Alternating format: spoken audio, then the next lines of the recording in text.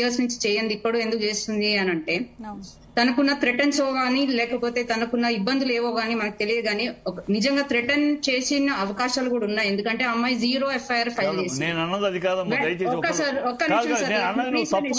0 FIR file చేసిందంటే ఆ అమ్మాయికి ఎంత థ్రెటన్ సరే I totally contradict on your statement sir. ఒక మహిళ వచ్చి 4 గోడల మధ్యలో జరిగింది నాకు రేప్ జరిగిందని బయటకు వచ్చి చెప్పదు. ఒకవేళ చెప్పినట్టయితే దాంట్లో ఎంతో అంతో వాస్తవం ఉండాలి, ఉన్నది అని కూడా మేము అనుకుంటున్నాము. అట్ ద సేమ్ టైం ఆరోపణ రుజువు కానప్పుడు అతన్ని మనం అక్యూజ్ గానే చూడాలన్నది కూడా నేను కూడా ఒప్పుకున్న విషయం. కానీ ఎప్పుడైతే ప్రాథమిక విచారణలో ఆయనకి విచారణలో పోలీసులు తేర్చి ఆయన పాక్సో కిందకి బుక్ చేసినప్పుడు మనము దాన్ని ఎంతో కన్సిడరేషన్ లో తీసుకోవాలి. మహిళకు జరిగినప్పుడు మీరు మాత్రం ఒక్క విషయానికి నాకు సమాధానం చెప్పమ్మా, ఒక్క మాటకు సమాధానం చెప్పు. రేపు చేసిన వ్యక్తితో ఈ భూమి మీద ఏ స్త్రీ అయినా, ఈ భూమి మీద ఏ ఆడపిల్ల అయినా తను రేప్ చేసిన వ్యక్తితోటి 6 ఏళ్లు ప్రయాణం చేస్తుందా? ఈ భూమి మీద ఏ ఆడది చేయదు, ఏ స్త్రీ ఆ పని చేయదు. తను రేప్ చేసి తన మానభంగం చేసి తను అవమానించిన వ్యక్తితోటి ప్రయాణం అనేది కూడా మీరు పరిగణనలోకి తీసుకోవాలి. అక్కడ ఎక్కడ కలిసి ఉంది, కలిసి చేసిందని ఎక్కడా లేదు. మీరు ఈ విషయం కూడా పరిగణనలోకి తీసుకోవాలి. పోలీస్ స్టేషన్ కి వెళ్ళకుండా ఫైల్ చేసింది. ఒక మహిళ వచ్చి రేప్ జరిగింది నాకు చేసింది మనం దాని కన్సిడరేషన్ లో తీసుకోవాలి. ఒక నిమిషం మాట్లాడతారు శిల్పారెడ్డి గారు, కంటిన్యూ చేయండి. ఒకటే చెప్తున్నానండి, ఆ అమ్మాయికి ఎంతో అంత థ్రెటన్ లేదు అని అనుకోకపోతే ఆ అమ్మాయి 0 FIR ఫైల్ చేయదు. అట్ ద సేమ్ టైం 4 గోడల మధ్యలో జరిగింది, ఆ అమ్మాయి ఇప్పుడు వచ్చి చెప్పింది అని అంటే తనకున్న రీజన్స్ తనకు ఉండొచ్చు. సరే ఫస్ట్ లో అమ్మాయి బయటకు వచ్చి చెప్పింది అని అంటే we have to take it into consideration. ఎవరు నా పైన రేప్ జరిగింది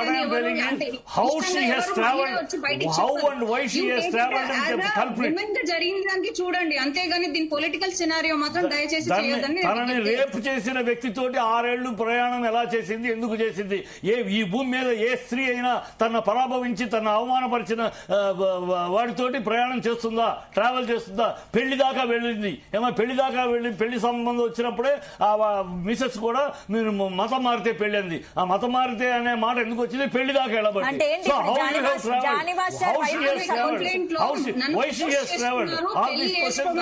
చేస్తున్నారు పెళ్లి అది కూడా మతం మార్చుకొని పెళ్లి చేసుకోమని ఫోర్స్ చేస్తున్నారు అని చెప్పింది, కానీ తను పెళ్లికి సిద్ధమయ్యానని ఎక్కడ చెప్పలేదండి. పెళ్లికి తను అంగీకరించింది. జానీ మాస్టర్ వైఫ్ కూడా పెళ్లికి మతం మార్చుకోమని, అంటే జానీ మాస్టర్ వైఫ్ ఒప్పుకుందా ఆమె పెళ్లి చేసుకోవాలి? వాళ్ళు ముస్లింస్ అమ్మా, వాళ్ళకి ఏం భార్య భర్త మొదటి భార్య ఉండగా రెండో పెళ్లి చేసుకోవచ్చు. అంటే ఇక్కడ జానీ మాస్టర్ వైఫ్ ఈ అమ్మాయిని ఇంకో రెండో భార్యగా ఒప్పుకుందంటారు. ఒప్పుకున్నారు, అమ్మాయి కూడా ఒప్పుకునే నువ్వు మతం మారు, పెద్దవాళ్ళు అంగీకరించరు, మతం మారితే మతం మార్చమని బలవంతం చేస్తున్నారు. బలవంతం చేయాల అడిగింది కాన్స్టిట్యూషన్ గా. ఎవ్రీ రైట్ కాన్స్టిట్యూషన్ గా.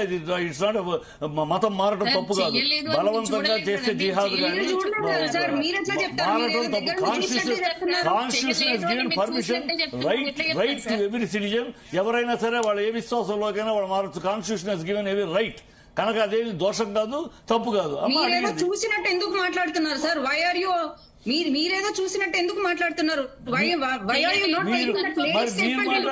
మీరేదో 4 గదుల్లో రేప్ చేశాడని గ్యారంటీకి మళ్ళా గురించి చెప్తున్నారు. మీరు చూసారా అమ్మాయి రేప్ చేయటం? మేము చూడలేదు. మరి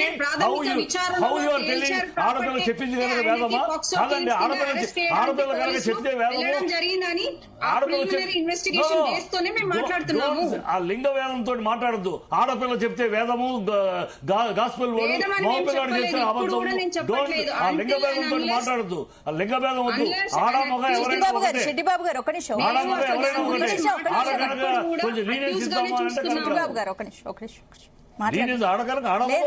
అంటే దోషం అనేది ఆడమగ ఎవరైనా ఒకటే. ఆడపిల్ల కనుక అమ్మ చెప్పింది వేదము, what she said is gospel truth. ఇక్కడ ఎవరు మాట్లాడలేదు, మాత్రమే మాట్లాడుతున్నారు. అమ్మాయి చెప్పింది 100% కరెక్ట్ అని ఇక్కడ మేము ఎవరం మాట్లాడలేదు. కానీ ఆ అమ్మాయి చెప్పింది కూడా పరిగణలోకి తీసుకోవాలి అని మాత్రమే చెప్తున్నాము.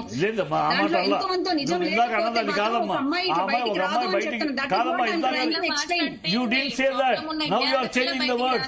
You didn't say that. What you said was you didn't say that. Now you are changing. What you said was ఆ అమ్మాయి ఏ అమ్మాయి బయటకు వచ్చి చెప్పదు, ఖచ్చితంగా చెప్పిందంటే దాంట్లో నిజం ఉందని నేను నమ్ముతున్నాను అన్నావు. That's what I'm telling you. Now you are changing it. పరిగణనలోకి తీసుకోవాలని విషయం లేదు.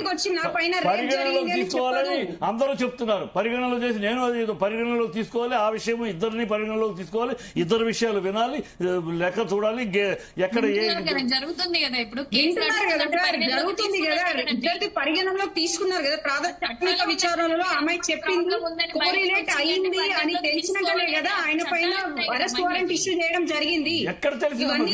అరెస్ట్ వారెంట్ ఇష్యూ జరిగింది ప్రాథమిక విచారణలో జరగల. సార్ మీరు ఏం మాట్లాడుతున్నారు? విచారణ జరగల. ఫిలిప్ చాంబర్ విషయం కూడా దే హావ్ నాట్, ఇంకా విచారణ జరుగుతుంది. They said they recording everything. ఇంకా 15 రోజుల టైంలో ఇస్తామన్నారు. విచారణ పూర్తి కాల, ఏమి కాల, పోలీస్ ఇన్వెస్టిగేషన్ స్టార్ట్ చేయాల. ఎక్కడ జరిగింది? ఇది ఓన్లీ ఒక ప్రెషర్, బ్యాక్ సైడ్ ప్రెషర్ వల్ల ఏమీ జరగకుండానే కేసులు సెక్షన్ వేసి బుక్ చేశారు.